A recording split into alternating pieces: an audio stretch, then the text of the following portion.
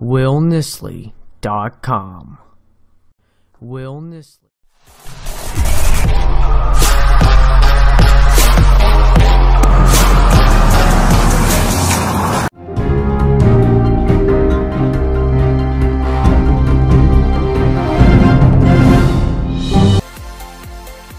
Boo!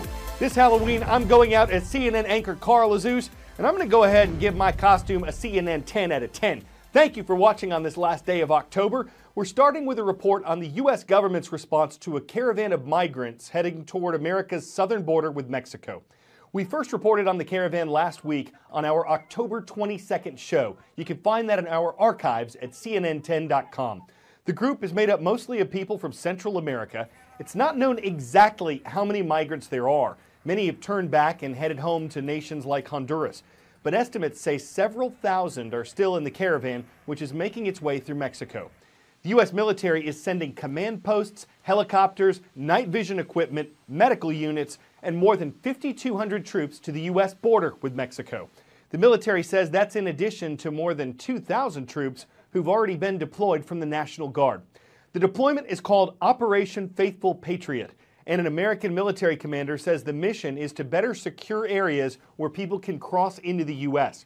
U.S. President Donald Trump says gang members and some very bad people are mixed into the caravan and that the migrants won't be admitted into America unless they go through the legal process.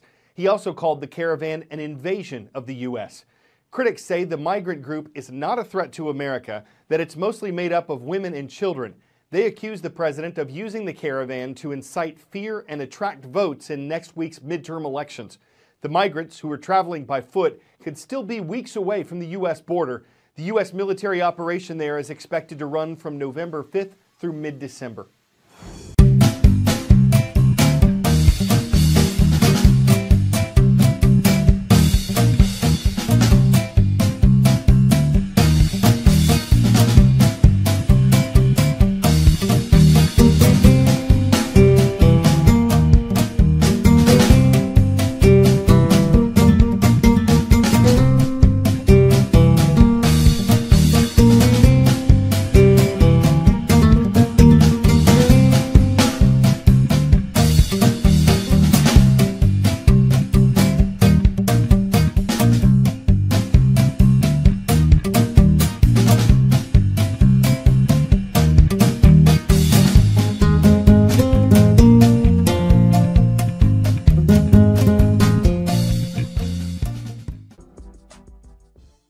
It's not unusual to see flooding in Venice, Italy this time of year. The city of lagoons and canals is often overwhelmed by water between October and December, but it is unusual to see flooding like this.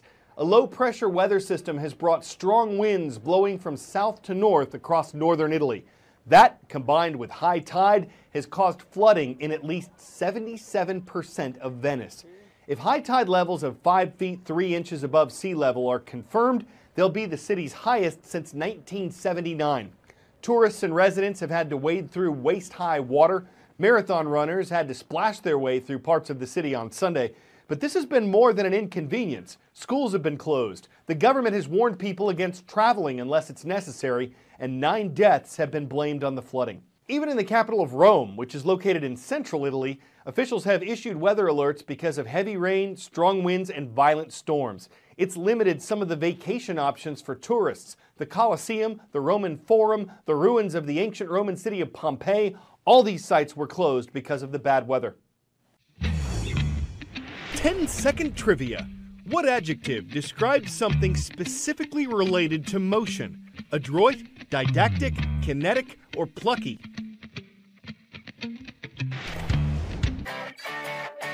As Americans make plans to go to Halloween parties, watch creepy movies, or go trick-or-treating, which I always thought was the most fun thing about Halloween, the scariest part of the holiday may not be the costumes or the giant fake spiderweb decorations.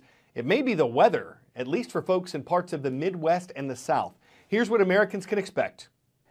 And here's a quick look at your Halloween forecast, maybe somewhere around 6 or 7 o'clock on Halloween night. Rain showers and even some severe weather across parts of the deep south. Colder weather to the north, although this is still okay. 53 Minneapolis, you don't have to put some kind of parka on top of your costume and cover it all up. You can dress warmly underneath. 76 in Memphis, 78 in Atlanta for afternoon highs for your Wednesday. Now, here is the area that there may be thunder and lightning. You have to watch this as you kind of plan your attack on the neighborhood. See where the storms are before you go out, because this could be a 6 or 7 o'clock thunderstorm lightning event for some people here, especially across that orange area. And there's the front, there's the weather right on through Arkansas. Now it moves off to the east eventually for your Thursday and Friday. High pressure in control of most of the west. Colder than you've been out west, but still pretty good. Here are our temperatures now for Northeast. Syracuse, you get the 56 right at game time, or 6 o'clock Eastern Daylight Time. 54 in Boston, 62 in New York, and still pretty mild in Columbus. Nashville still 73. There's the line of weather approaching Texarkana, maybe Little Rock, on up even toward Cape Girardeau. That's going to be the 6 o'clock forecast time there. Still thunderstorms around Houston, Texas at a high there. A beautiful 79.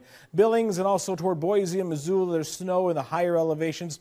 Above about 7,000 or 8,000 feet, it'll still be quite cool in some spots. Flagstaff, a cool spot here, only 36, where Phoenix at your 10 o'clock Eastern Daylight Time, pretty close to 7 o'clock local, you will be in the 70s still. So enjoy your Halloween. So if you're going trick-or-treating, an umbrella you'll be needing if in Shreveport or in Lufkin you are trying to fill your pumpkin. You'll want that to be contained with much more candy than rain, so be sure to check the weather. Maybe the streets will be wetter, or maybe just a sweater will make your whole night better as you're outside and hobnobbing for some chocolate to be gobbling. I'm Carl Azus for CNN 10.